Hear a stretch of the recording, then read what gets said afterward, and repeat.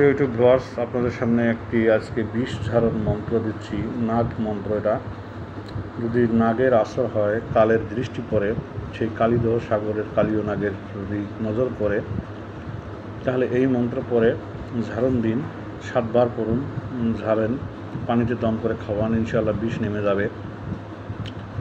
এখানে দেখুন, সপ্তম মুখে কালীয় নাগ কালীদহ সাগরে, কারো সাধ্য নাই সে জল পান করে। কানাই বালক খেলিতে খেলিতে গেল কালীদহ তীরে, বল আনিতে ঝাঁপ দিল শ্রী কানাই বীরে। কালীয় নাগ বালক দেখে করে তিরস্কার, কালীয় বলে বালক যাও ফিরে, নইলে বিষে ভস্য হইয়া যাবে। নাসর বালক কিছুতেই না করিল ভয়, যুদ্ধ করে হল কানাইয়ের জয়। কানাই বলে কালীয় নাগ রমণক নগরে যাও, পথি ভ্রমণ শেষে আর ফিরে না তাকাও। কালীয় নাগ রমণকে যায় ফিরে, সেটা গিয়ে কানাইয়ের না রাখিল কিরে। সেই থেকে সর্পমূর্তি হইল সে রমণকে, কালীয় নাগের বিষ ঝাড়ি শ্রী কানাই কৃষ্ণ নাম ধরে। কালীয় বিষ যাও ফলনর অঙ্গ সারি, শীঘ্র যাও ঝরে।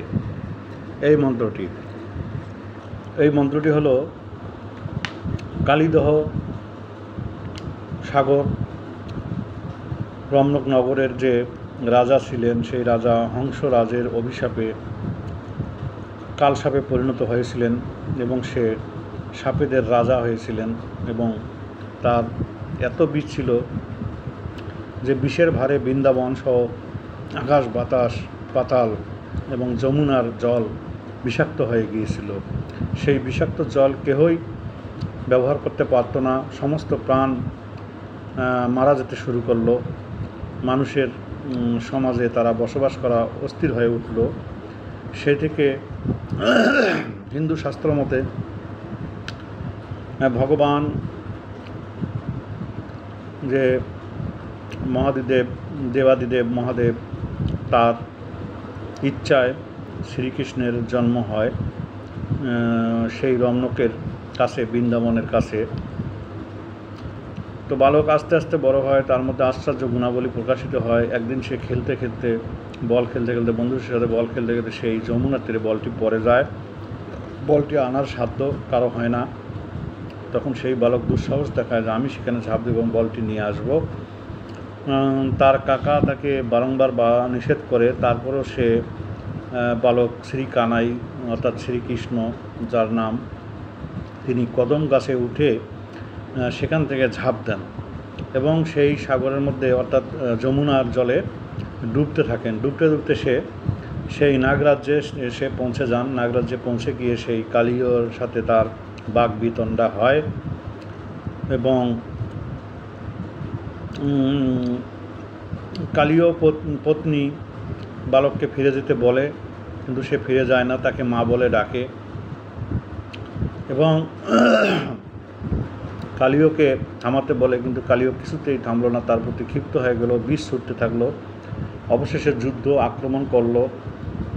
নাগরানীগণ ভয় পেতে লাগলো, কি থেকে কি হয়ে যায়, বালকটা সুন্দর ছেলেটাকে শেষ করে দিবে বিষের কোপে। অবশেষে শ্রীকৃষ্ণ তার সাথে লড়াই করতে করতে তার মস্তকে উঠে নৃত্য শুরু করলো। ইহা দেখে দেবরাজ্যে দেবাদিদেব মহাদেব সহ সকল দেবগণ আনন্দে উচ্ছ্বলিত হলো যে সরস্বতী বীণার টানে মহাদেবও তখন নাচে শ্রীকৃষ্ণের নৃত্য দেখে। তো এই যে উপাখ্যানগুলো, এই সকল বিষয় দিয়ে নাগের বিষ ঝাড়া হয়। যদি কোনো মানুষের উপর সাপের বাতাস লাগে বা নাগের বাতাস লাগে, তখন এই মন্ত্র দিয়ে সেটা ঝাড়বেন, ইনশাআল্লাহ ফল পাবেন। ওয়ালাইকুম আসসালাম। ধন্যবাদ সকলে, ভালো থাকুন, সুস্থ থাকুন, আল্লাহ হাফেজ।